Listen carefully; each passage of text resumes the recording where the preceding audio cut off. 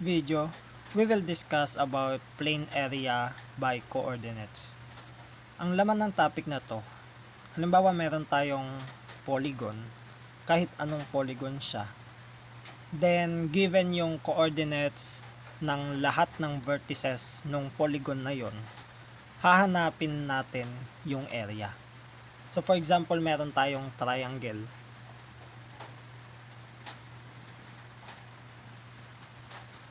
Given yung coordinates ng P1, let's say P sub 1, coordinates x sub 1, y sub 1, tapos P sub 2, coordinates ay x sub 2, y sub 2, and then P sub 3, coordinates ng x sub 3, y sub 3.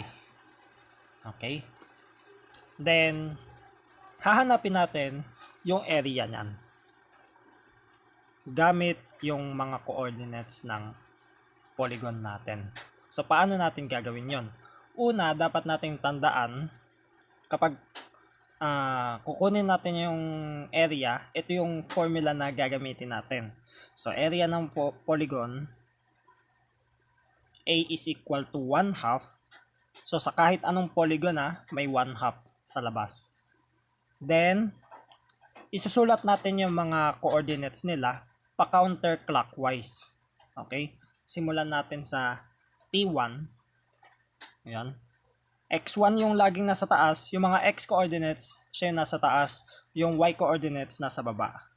Y1. Tapos pa counterclockwise yan So, X2, Y2, X3, Y3.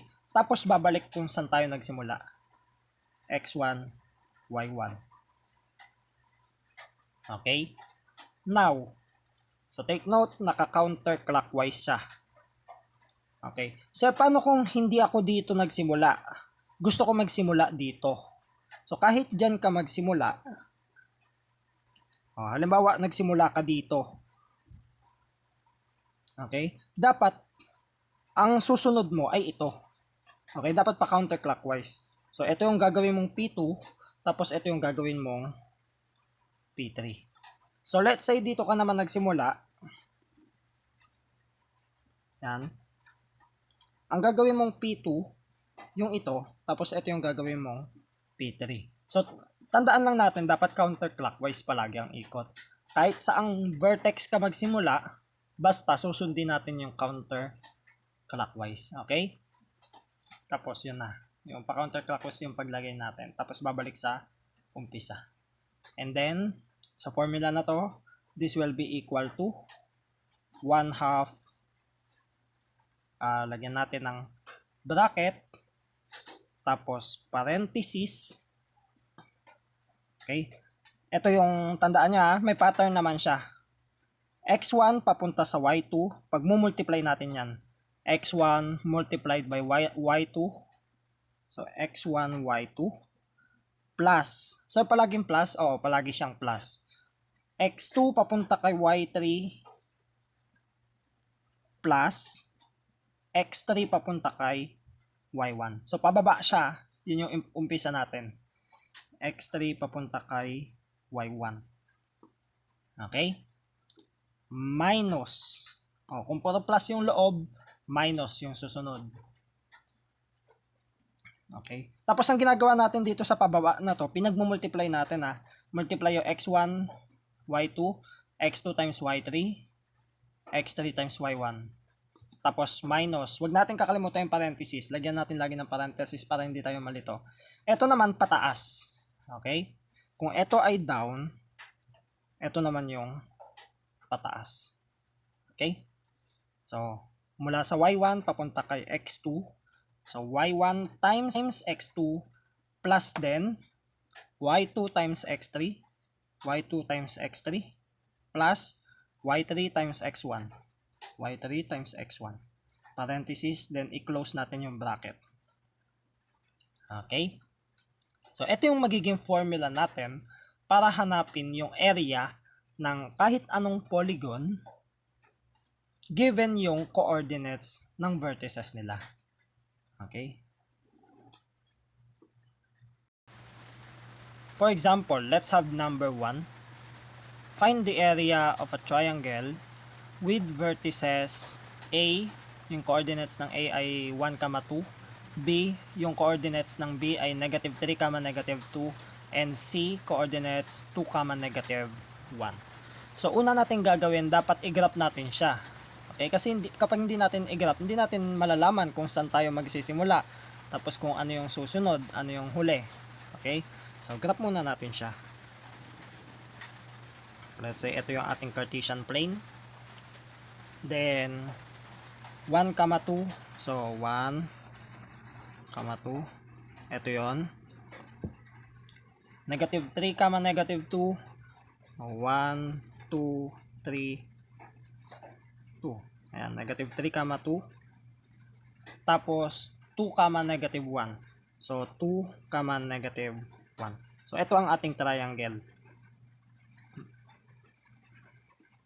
Ayan.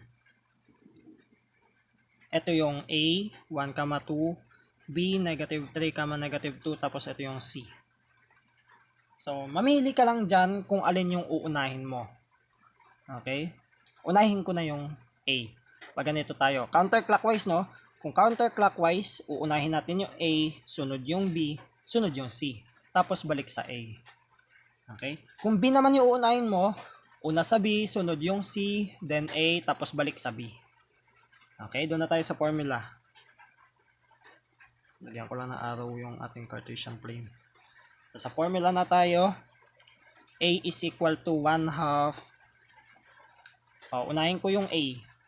1, 2. 1, 2. Tapos, sunod ay B. Negative 3, negative 2. Negative 3, negative 2. Sunod ay C. 2, negative 1. Then, babalik sa kung saan tayo nag-start. 1, 2. Yan. So, ang area natin will be 1/2. Lagyan ng bracket. Tapos, parenthesis. Pababa muna. 1 times negative 2. That is negative 2. Negative 3 times negative 1. Magiging positive yan, no? Positive 3. 2 times 2. Positive 4. I-close na natin. Tapos, minus. Pataas naman. 2 times negative 3. Negative 6. Negative 2 times 2. Negative 4. Negative 1 times 1. Negative 1. Puro negative, no? Ayan. And then, computin lang natin to. So, A is equal to 1/2. Negative 2 plus 3 plus 4. Okay, that is 5. Wag natin kalimutan, parenthesis na 5. Kasi ano yan eh, 7 minus 2, that is 5. Minus negative 6, negative 4, negative 1. That will be negative 11. Now, pinag-plus-plus mo yung negative eh.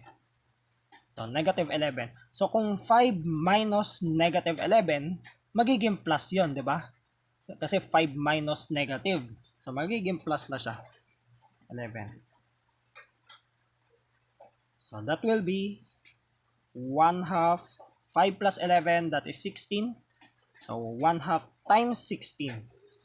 Or 16 divided by 2. That will be 8. Huwag kalimutan yung units. So, 8 square units. So, ito yung ating area. Let's have another example. The vertices of a square are 1, 1, 0, 8, 4, 5, and negative 3, 4. What is the area? So, given ulit yung mga coordinates ng vertices ng square, hanapin yung area. So, una again, i-graph natin siya. Sa Cartesian plane.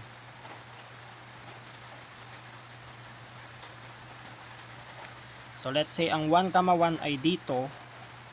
1, 1 dito. Parang hindi siya magmumukhang square sa akin 0, 8, 4, 5. Say dito. Tapos, negative 3, 4. Let's say dito. Ayan. Ang hirap niya gawing square. Para siyang naging rhombus. Ayan. Kunwari square yan So ito halimbawa ang ating 1, 1. Tapos ito yung 0, 8. Tapos 4, 5 ito yon. Negative 3, 4 ito yon. Kaya nga kailangan natin siya i-graph. Kasi minsan sa problem hindi siya sunod-sunod. Katulad nito 1, 1, 0, 8. Paano mo ipagsusunod ngayon yan? Okay? So mas maganda naka-graph siya para alam mo kung ano yung umpisa tapos yung sunod-sunod niya. Yung magiging rotation. Counterclockwise palagi. Okay? Then, by the way, kapag mag-graph kayo, so dapat naka-indicate 1, 2, 3, 4, 5, 6, 7, 8 para sa mga student ko. Dapat nakalagay yan. Hindi ko lang nilagay. Pinakita ko na lang yung itsura, not for scale. Pero sa activity nyo, dapat nakalagay yan. Okay? So, for our formula, salpak na natin. That will be 1/2. Saan tayo mag-start? Mag-start ako sa 1, 1. Pero kahit mamili kayo kahit saan dyan. 1, 1. Basta sundin natin yung counterclockwise na rule. So 1, 1. Sunod ay 4, 5. Tapos sunod ay 0, 8. Tapos sunod ay negative 3, 4. And then babalik sa 1, 1. Okay. So that will be A is equal to 1/2. Lagyan ng bracket. Tapos parenthesis. Tapos pababa muna. 1 times 5. That is 5. 4 times 8. 8, 16, 24, 32. Positive 32. 0 times 4. Syempre 0 yan. Plus 0. Negative 3, 1. That is negative 3, 1. Negative 3 times 1, that is negative 3. Negative 3. Minus, pataas naman tayo. So, 1 times 4, that is 4. 5 times 0, that is 0. 8 times negative 3, that is negative 24. And then 4 times 1, that is positive 4. Okay? So, compute na natin yan. A is equal to 1/2 parenthesis. Ito muna. 5 plus 32, that is 37 plus 0, 37 pa rin, minus 3, that is 34. Minus 4 plus 0, that is 4, minus 24, that is negative 20, plus 4, that is negative 16. So, 34 minus negative 16. So, magiging plus na yun. Kasi minus negative. So, plus 16.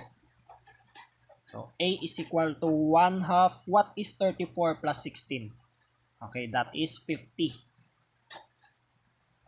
So, 1/2 times 50, that will be 25 square units.